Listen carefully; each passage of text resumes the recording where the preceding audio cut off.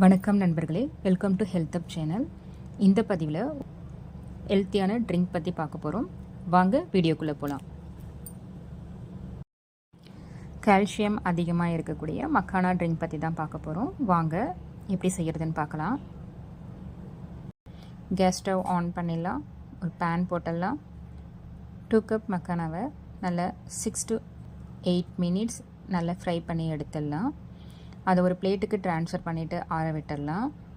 இது இப்படியே இருக்கட்டும்.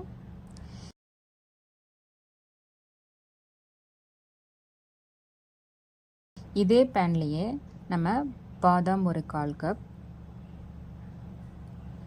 முந்திரி ஒரு 1/4 கப், பிஸ்தா ஒரு 1/4 கப், பொட்டுக்கடலை ஒரு 1/2 கப் எல்லாத்தையும் நல்லா சேர்த்து நல்லா 5 minutes ரோஸ்ட் பண்ணி எடுத்துக்கலாம்.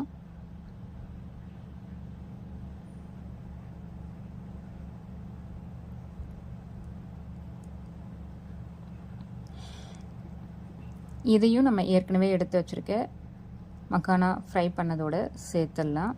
எல்லாம் நல்லா ஆறட்டும்.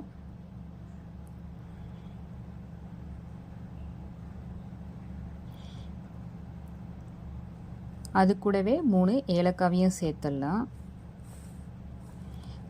இப்போ இது நல்லா ஆறிடுச்சு. இப்போ இதை நம்ம மிக்ஸி ஜாருக்கு ட்ரான்ஸ்ஃபர் பண்ணிவிட்டு நல்லா கொரகொரன்னு அரைச்சி எடுத்துடலாம்.